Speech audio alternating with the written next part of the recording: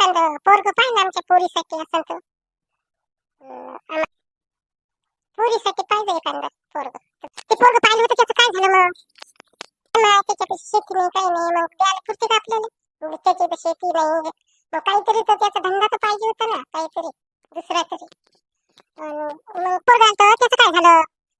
ते तर पोरग आलं मग पुरीला पाहायला काऊन नाही दिलं? तर नोकरीवर होता पोरग पाहायला बी मस्त चांगलं होतं बिचारे एकदम दिखणं केले.